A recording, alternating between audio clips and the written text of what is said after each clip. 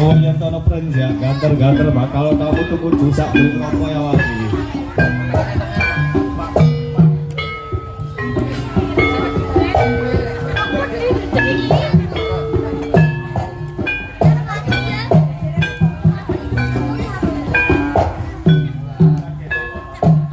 Assalamualaikum warahmatullahi wabarakatuh. Waalaikumsalam warahmatullahi wabarakatuh. Sudah tono kamu tunggu jusak beli rokok ya wati.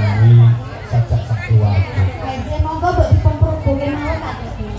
Nuwun sewu bobo, boten atur keso tambah tangan paharjan punika. Bapak Tinun pirsa dumateng panjenengan sami. Panjenengan punika paling asma sinten saking tlatah bumi. Taufik Hidayah.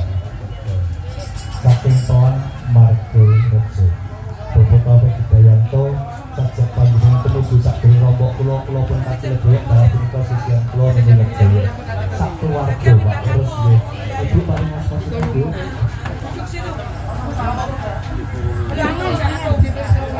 Ibu Rumini leres nggih. Putri Pandayun paling asma Nabila Aulia Rahmadani. Leres. Lajengkan putra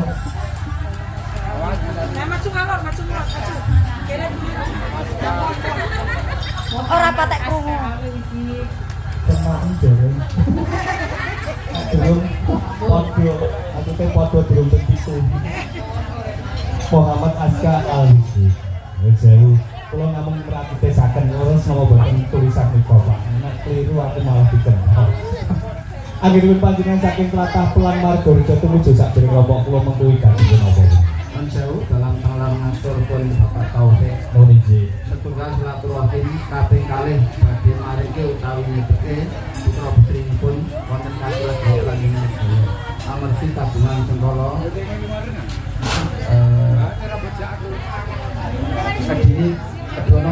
kedini kedono la ingkang nomor kalih menika bareng ansupe Warna.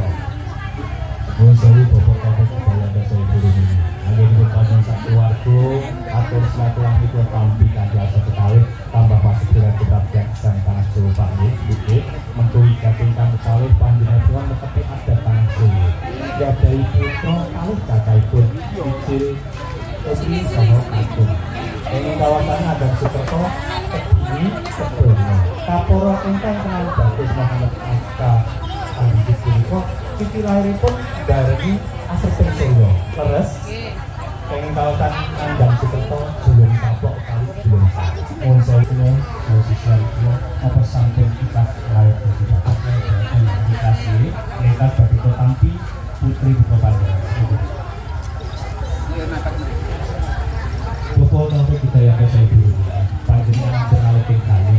Ini putri putra panjenengan berarti keluarga kabeh anak kula piyambak kapal samalila dadosaken putri ingkang salehah putra ingkang saleh apetikas wakawilan boten ramu saborsanipun ing dinten punika kalipas dawu sekertonipun dadosaken putri putra ingkang suci boten gadah sekolah menapa-menapa pinaringan panjang umur bukan takwa dan kesedaran.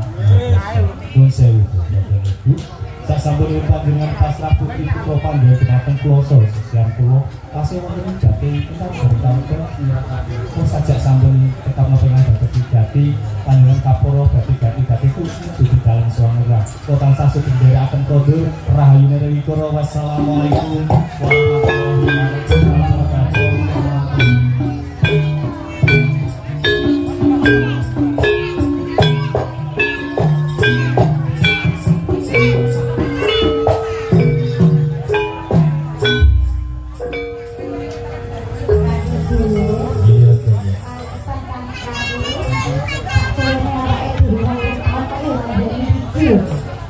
Alhamdulillah kok ujung-ujung Pak Benduduk. Apa sekarang loro ukara kok mak benduduk? Lah maksudnya iki Aku ya mak olap. orang ndarbeni orang lairke. Lah kok terus duwe anak loro ya ora dadi ngopo ya kaki iki. Yo sapa pikir rakane nono. Heeh. Sajak iki mau putra saking Bapak Taufik Hidayah dasa Ibu Rumini dipasrahke awak dhewe bakal tak kok kaya anake dhewe to. Aku ya ora kaya ngono kuwi tapi najan iki putraku najan putra pinten terus tak anggap putraku dhewe. Najan iki lambene rada duwer sithik ya ora apa-apa ya nggih. Kowe lho kok iso tutup duwer-duwer ae. Pamake ket mau kok ngenang Iku cilikane klino ngempeng. Oh kaya ngono. Pengen iki. Kok pengen nih kok kene sapa lho? Oh ya Allah, ya ora dadi ngopo. Anakmu wedok ya guyang-guyang. Jeneng wong lanang kene najan duwer ya akeh sing seneng lho le. Rasa pikiran rasa emas. Wis sunat kok durung? Oh durung. Ora sunat dono mboke ben nang cepet laras kok. Mboke iki aku ora mbokmu kae. Mbokmu saiki aku dadi kabar sunat mboke aku ya. Ojo tak kandhani tau ngono dibutuhno ilang. Mosok tak empok. Kok yo terus ilang lho ki. Ini lho iki. Kaget dhewe. Kasunyatan aku mangerteni dungan hatimu. Ning ya sliramu iki. Pelang margorejo tuku desa ngrompe awak dhewe iki adoh banget. Lah yo kok iki suarane wetenge kok kucang. Aku tuh apa rumah dang to? Heh. Kok nek posite. Besok aja. Kok kuruk ae. Kaget dhewe. Aku duwe iki kaya mau berasa takir. Tak jane kanggo anakku sak loro sampe budal telo nang mburi omah kae lho. Sampai aku ganjel weteng. Heeh, Kaki. Ya tak mburi kae. Ya sing hati-hati ya Kaki. Ayo kira ya datang deh.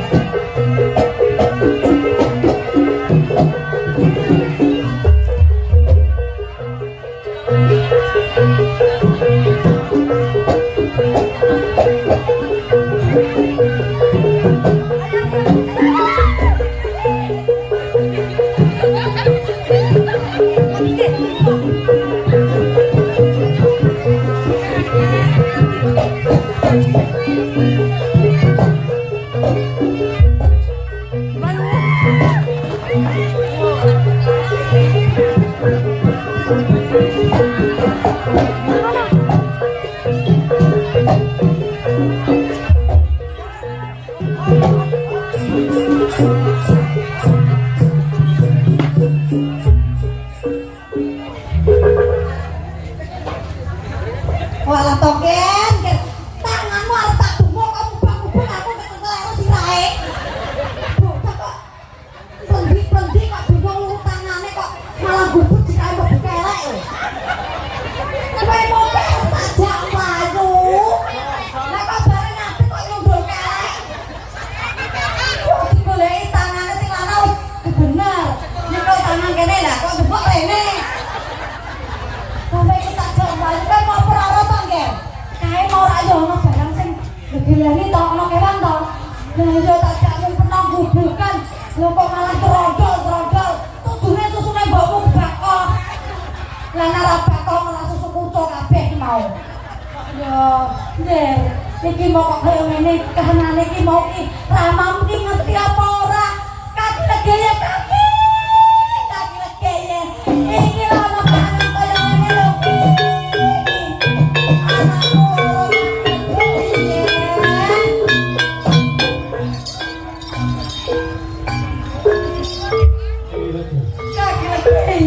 Dari aku ngemburi kok jiwan bertemo. Lah kok malah bolak-balik ajak pakai kok pakai jajane apa?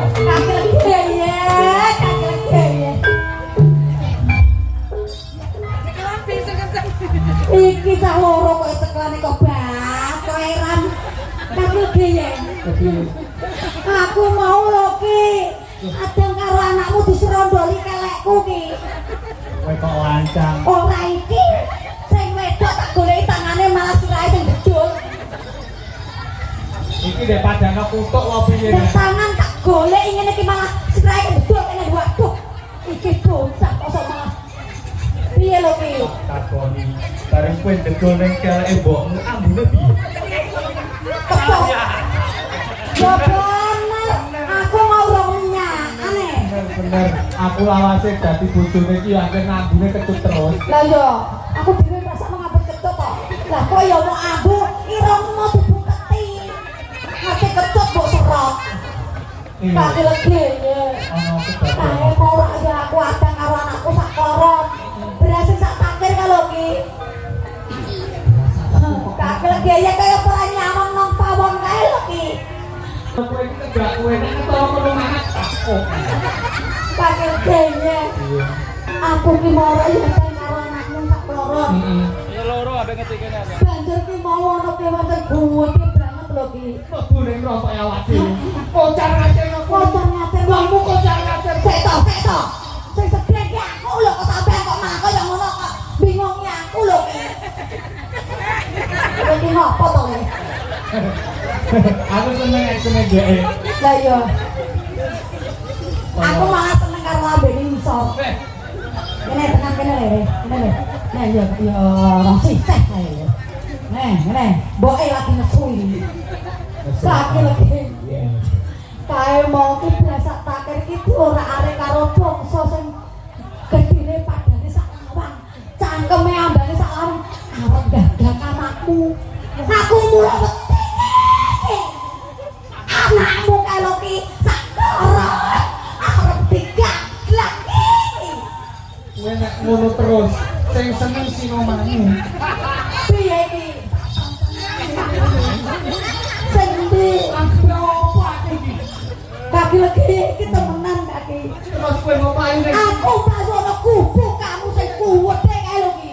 Sing mok gawe kae to ki. Rompok kae gubukane budi lho ki. koyo ayu nek gubuk yo. Tak jak dekem. Bocah loro Tak loro tak jak dekem. banjur Banjur bareng dekem wong loro. Kono padha intik-intikan ki.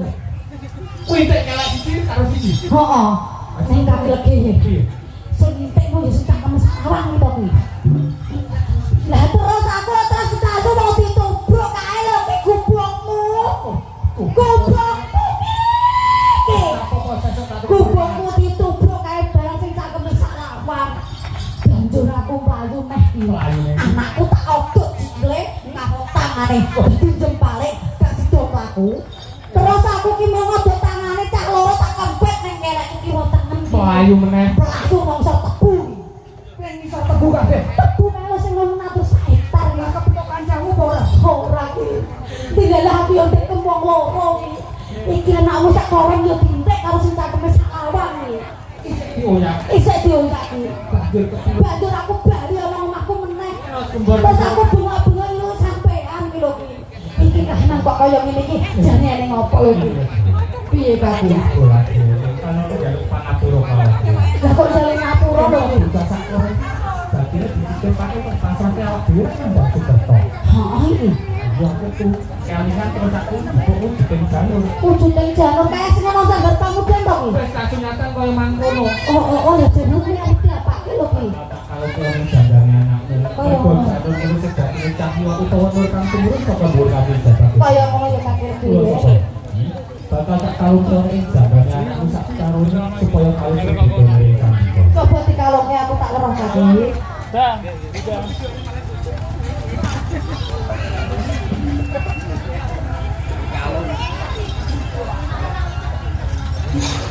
Aku ditelenge anakmu anak lho ki. Ambil.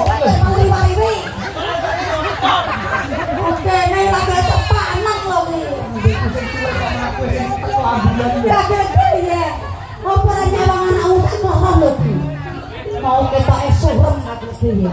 Lah saiki kok tambah mencorong. Lah, lambene sing lanang rotok jambul-jambul ki. Sawane lambene ndek engko. Lambe cuwak. Kakek piye? Apa ya kakek sane janur kuning iki mau Wis ta? dikasih nyata ning jabat saka Gusti Kamo Kuwasa. Kaya ngono. Nur utawa cahyo wis ngawit jana jiwa ragane anakmu sak karone mulai disawangi katon pasuryane tambah sekoron tambah ayu sing wadon ae sing karep katon bagus. Kaya ngono ya kakek piye? Rene iki dina wis kae jabat dari Gusti Kamo Kuwasa anakmu sak koron bakal tak pikasi ketone ewang-ewang ora kena bojo dari Gusti Kamo. Tak rewangi kakek piye?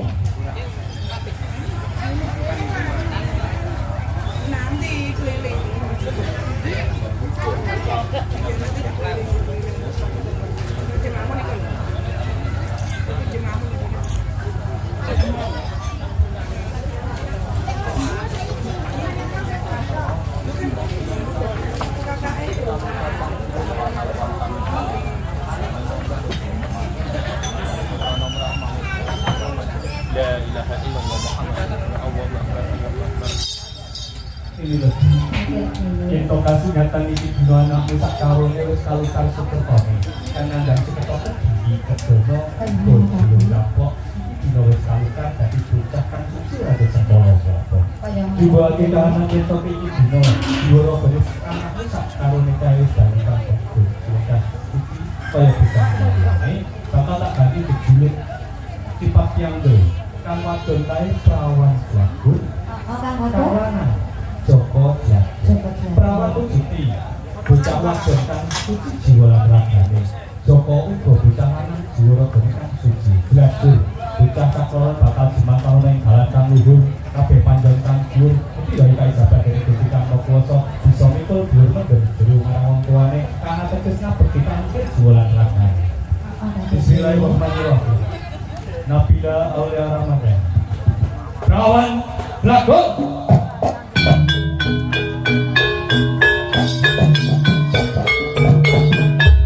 Muhammad Asal Alifin. Soko lagu.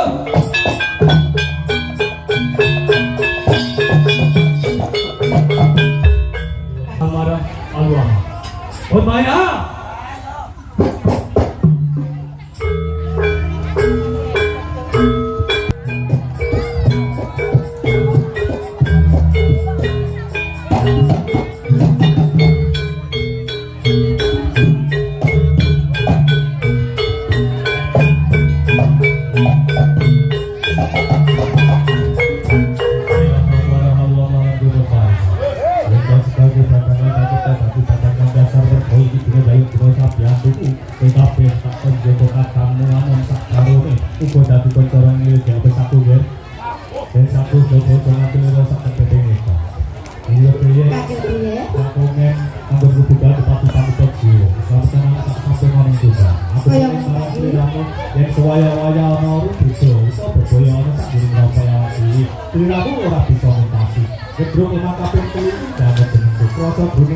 bakal balik itu juga berubah.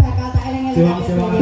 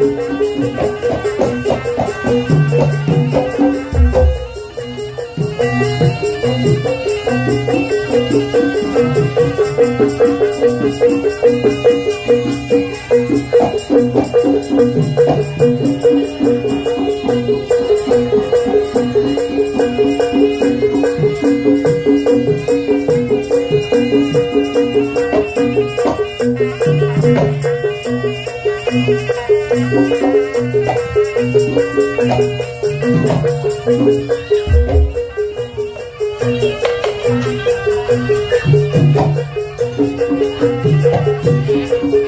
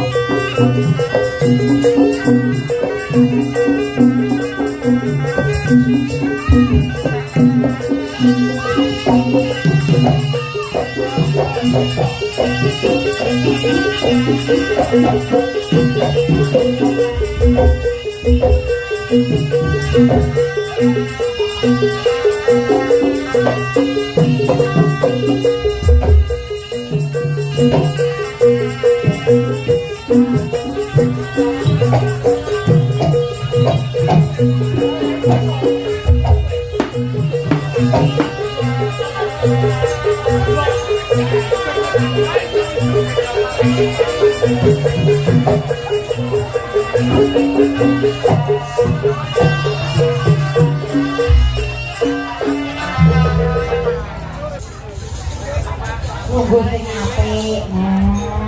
Nah, bocah kok baguse kaya ngene, kok kepadok ngene lho. Ger, kowe mau kok hirik to? Tak tekoki kok malah hirik. Kowe mau tak konjoku putraku sak loro. Kae si prawan Jlagur dalan Joko Jlagur. Lah kok ora ana bareng karo kowe iki modane sejatine nang endi Ger putraku sak loro. Piye Ger? Sak dinipun kula mabur. Heeh. Kula nuwun agung samudra pangapunten nggih. Lah kok yang njaluk ngapura ki sejatine ning apa lho, Ger? Nalika semana kula syubiya amar Allah. Lutus kaki legeyek lan ini legeyek. Heeh. Tim jogo bau kiwa ngene. Duduk perawan Jlagur adalah tenang Joko Jlagur. Bener kandhane. Lanjut. Nanging boten wonten angin, boten wonten hujan. Duduk perawan Jlagur adalah tenang Joko Jlagur. Duduk perawan Jlagur adalah tenang Joko Jlagur. Masa ini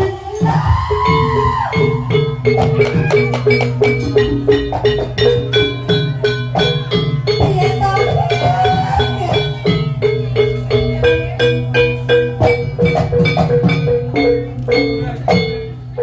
Ngerti kono yen to putraku kae kok putra titipan. Kene ngantuk kok madu sampeyan aku dhewe ngomong to kae mau putraku ki nandang ketok.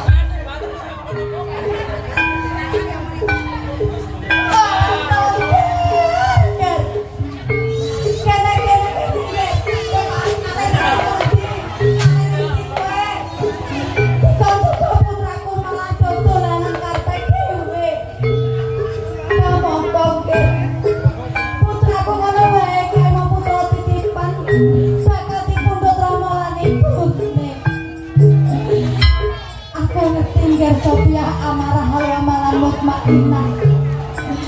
Yang tak kabeh ngono kowe mau ora padha lumput. Sing lumput ngono wae kae mau kaki lebih. Tak kira wae kae mau putraku dicidra bangsa halus. Awakmu kabeh ora padha ngeteni. Amarga awakmu wong papat kabeh kae mau wis disidikon dadi badan wadek karo kaki lebih. Yo Ger, aku ngerti. Aku eling-eling kaki sadurunge tindak. Yen ana bebaya apa wae yang ngomong sing ora bisa ngocati. Kejuk kalau bakal telu kaki ya bakal kondur. Iya aku bakal tepi janjine kaki dhewe.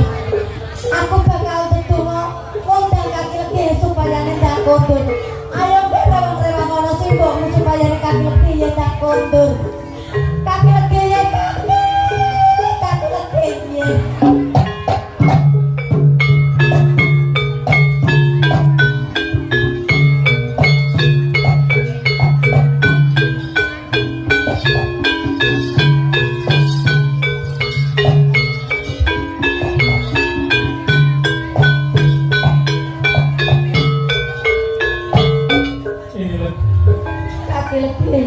Lagi wae kebutuhan keluarga. Durung entuk pakaryan kang gathok sajak sendal durung atiku pengen manut dari sliramu dalam anakku sakdono. Kasunyatan sawang pokokan gua. Endo cerita abot kubah. Apa iki manut dari sliramu tawang tangis kowe mati kang papa sepeda ngatine. Dandeno. Kaki legi. Aku tak matur bloko tutuke bayo kaki. Kaki legi.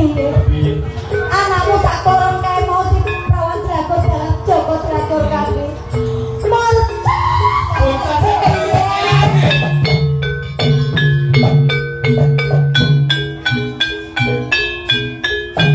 Ora teges atau rupaya orang kono bisa sesek. Aku kono. Bento sekali mati-mati siramu. Bento dadak koyo. Apa sampe rompong ora bisa mutasi itu rumah pabrik proses dunia. Sophia, Allah laku apa? Ora tak ambal yo mengabdi kedadian sak ngiring rompok yen to kasunyatan iki dino. Murcane kadangku tak kloron ora kali omong kuduke kabeh kan bakal bayar. Wes sapa iki jeneng merpaina. Abot ana sak ngiring pundakmu iki dino dadi cucian lagi mukat dikatamu sak kloron kan. Kan kowe iku aja enak tapi nak memanuk ana laku network mainan amre bisa bali nek prawan jagoan jogo laku. Mula sapa iki ya? Iki dina kanthi pali laki enggal budal.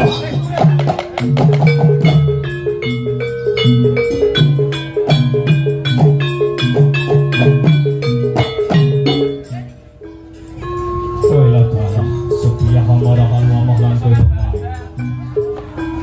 Ini iki dina ora kantalan dino, kantalan minggu, kasunyatan membelai budi jeneng sira kabeh semangatene yen to lan grising pengarepan kuwi kali bro kadang wonten sak loro. Iya nggih. Banget panarimaku yen to kasunyatan kowe mangkon. Awit ki padang kacipto padang mas. Kita tak balekake dadi padang alus maneh supaya bisa kanggo kekuatan kadangmu tak karo sak dino karepane lan digrising. Wes saka iki nggih manjing jiwa lan rakyat prawan gaturan sobat labon.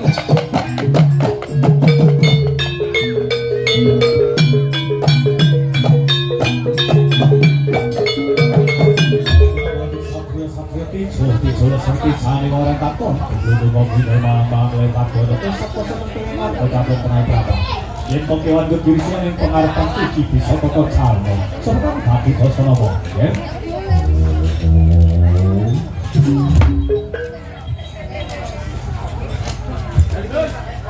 ngomong iya tambuh marangku sajroning jagat tanah pulau Jawa ya kene ora ana loro uga ora ketelu ya mung sawijine aku sing kena daran seri ketara kolok waktu balik wis awak gede dhuwur wani ridho aku sama dadi dosana ora salah ribet ora kolok lak sayuto yen to kepengin mangerteni sapa kang kumo ning ati kene pengarepan ora kali spontan aku Jawa kagilekan ati pawaramu ora salah ora sepatas keberat aku bisa bareng karo kowe tapi dek yone bapak ini aku kepengen agih jadi Raden Petul Alimah sejarah tanah pulau Jawa kau jadang pangane Sri Bentara Kelok Gaksota siji enem pitung pamungkas tapi dek ini gini loh aku dino itu wali lebu ana sakjroning desa Plamar Gorjo kene sakjroning desa Plamar Gorjo ana pawongan sing duweni jeneng Bapak Taufik Wibowo dan Ibu Rumi Bapak Taufik Wibowo kamu duweni anak loro cacahe wadon karo lanang sing darani bocah kedine bono ananging salah sawijine putrane Bapak Taufik dan Ibu Rumi kae sing duweni jeneng Muhammad Aska Al-Masjid lahirnya bareng Anslupe Surya sehingga dari beda jumlah sukses sausi tak tabah juruk caplok sausi tak tabah tapi kalau wongso orang gawe aduk ayo sak juruk kokar batu orang gawe sesarane ya berapa kayak gini Sri Betoro kalau laksayu asal pokoknya apa jadi berkah orang sak ngiring rompok ora kali pokal kawin anggonmu netepi jadang pangan utuki sing bapa adami dua kang nandang sukomso Yen iki dina kasehatan mangerteni yen to bobot kafeso ibune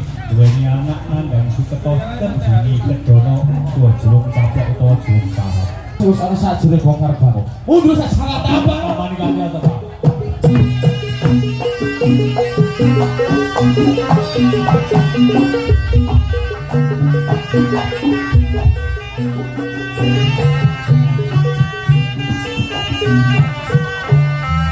Katan mergo aku wanita. Ana sambil apa ora yo mergo kekangan orang. Apa bener Bobi? Lah iki mau bocahe nang ndi? Salah pengajar yang kami sapa kang ngomong tidak sakaroni.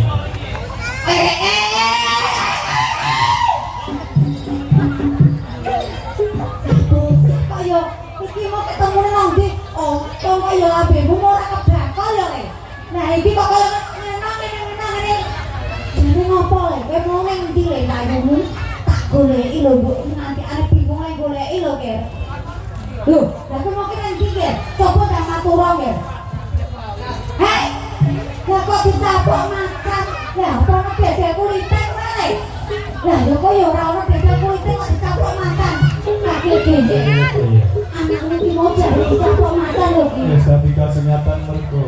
Kalau tadi dua dari Sri Betara Apa? Nah, Bayu, anak wis kali kasih pertone, ora tuh ngomong Nabianto, digilut, dimongso, kesengatan ora ono bebek. Apa kok jeneng kuwi iki Wis lho dadi ki. jabat fisika apa? Oh, tadi main telake kaya mau malam-malam ya ki. Kaya wae. Heeh, kaki gede. Iya, kamar mantung cinepet, Heeh. kang lagi ngawak tiba. Kaya ngono ya kaki gede. Kayak kok sajake ora penjaga-penjaga. Kok ora mau ya ora mau aku kaki yang bisa ketemu aku kuwi. Wanita ini pada tujuh satu rokok ulo, betul ada kesempatan jangan mengikuti ganti rokok. Jauh taman kene bapak Haji.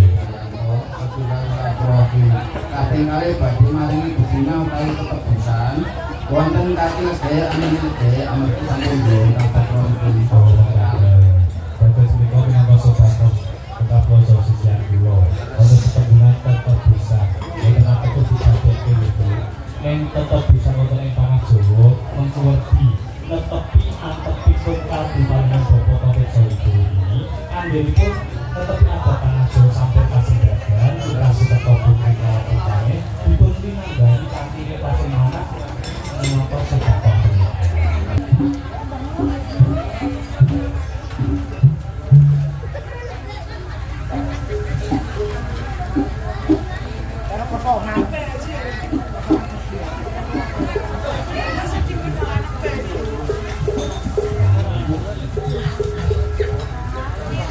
Embone Pak Topik, embone aja Pak Topik. Lah tak kira Pak Topike kok. embone aku wis ngomong Aku lagi buru ini ayo bisa ikan. Ora apa-apa kok.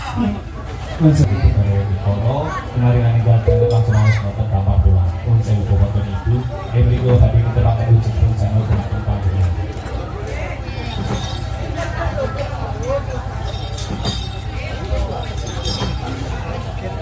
Jadi kita sama panjenengan dekat sambil bantal tali kasur. Akhirnya pun putra putri panjenengan sare biasa pun. Selain itu pun sepasang dini kali bangsa kita. Saat berkali bangsa kita, jadi kita panjenengan larung kali bucal menepen karena boleh pemilih. Atau sih aku ingin sebuah Tuhan ini. Nanti panjenengan Jawa. Bismillahirrahmanirrahim. Aku bangga ujitin Janur. Nanging aku juga sengkalane anakku. Kedini, kedono. Munggai julung tablok. Oke? Kami kapal saya sampai dulu jatuh sampai putri kangsona putri kangsona ini sambut dada sarang kulo kulo paling jujur begini kok kang putri perawan selagul Joko selagul dan tapi salah sarono di Taufik Joyku ini batu ini balikan putra kemarin kulo tuh pak dia anakku wadon Nabila Aulia Ramadhani perawan selagul dia anakku Nabila Aulia Ramadhani perawan selagul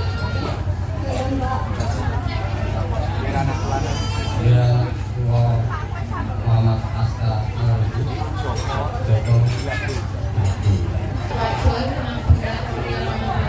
Perawan Selagul, Pulangan,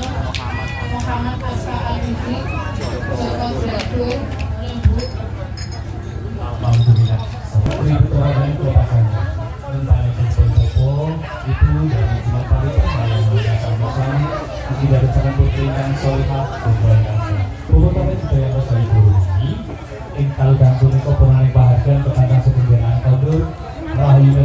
Wassalamualaikum warahmatullahi wabarakatuh.